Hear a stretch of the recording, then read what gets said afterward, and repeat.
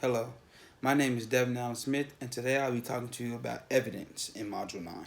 Alright, so as a child, did you ever wonder why the second person always gets in trouble when the other individual started the problem? For instance, a brother, sister, friend, teammate could do the same exact thing that you did, but the thing is that they made the move before you did so they couldn't get caught, right? So the definition of evidence is a factual statement that originates from a source that isn't the speaker's nor created from the speaker. Today, I'll be discussing how evidence is always important when dealing with any type of situation and how evidence will reveal the fake and false information. Now, evidence is always something that is required when going into a situation. Lacking knowledge of a situation can only hinder you from getting the real truth about it.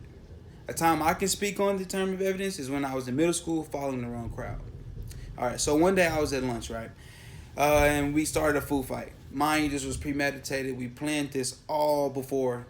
Like, it was something that we said that we was gonna always do. This is my 8th grade year, and I'm thinking, hey, I'm going to high school. Why not, right? Hanging with the wrong crowd, not being who I truly am, who I am as a person.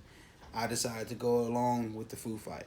Not only did I go along with it, being honest, I was one of the very first people to start initiating the fight. But I didn't throw anything. But I got caught. I got caught because I had applesauce in my hand. So when the assistant principal came and saw me, it was an automatic come with us. Like, it was not trying to hear it. It was suspension, almost getting expelled. So then my mom got a phone call later on that day. So she comes to pick me up from school, and I'm sitting in the principal's office, and I'm like stressed out. I'm upset at myself because I made a huge mistake. But to save myself, I decided to lie. I decided to say, okay, look, I'm gonna try my best to get out the situation and not get minimal punishment as possible. So before my mom came, I'm thinking, okay, what should I say? What should I do? How can I deliver this message? The principal already doesn't believe me because I have the applesauce in my hand, right? So my mom get here, and I try to win my mom before the principal could, as any son would, any daughter would. So my mom asked me first, son, what happened?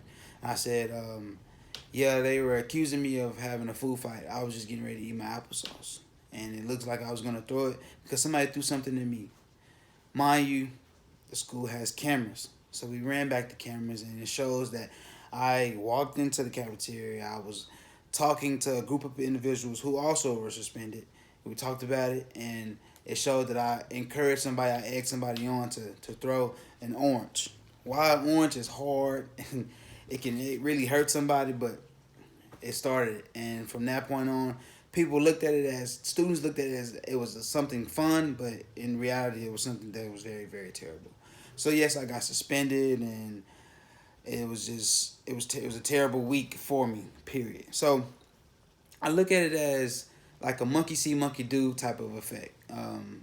What I witnessed it was a part of a cool moment, but at the same time, it was the dumbest decision I ever been a part of. Too much evidence could also cause confusion. A group of us were suspended, true, and the reason I was suspended is because I had the applesauce in my hand. So even though I attempted, I still was suspended. I didn't get expelled, so I did save myself enough to not get expelled and not make a bad name for not only myself but for my parents. The chapter also mentions how evidence can change your attitude. So the evidence was I had the applesauce in my hand. Another thing is I was about to start a bigger issue than what it came out to be. When I got punished by my mom, my whole attitude really changed because it was like I have to do better, but I have to suffer. So no phone, no video games, all the above, right? Nothing. I couldn't have anything, and it was very terrible. So at that point, I knew like it was gonna kill me more to lie, but telling the honest truth, it happened to make everything a lot more easier. So in conclusion, with evidence, you can get a lot of things solved with conflict. The conflict mainly comes from the guilt of the truth or having too much evidence. Too much evidence can cause confusion, and if the accuser views it how they choose, then they won't see it any other way. Evidence does not change. Evidence does change attitudes, and it can be in a positive manner or a negative one. We as people need to be mindful of things we do and how it can affect others. Knowing too much can make assumptions that are untrue. Just enough evidence can get the facts out. Thank you.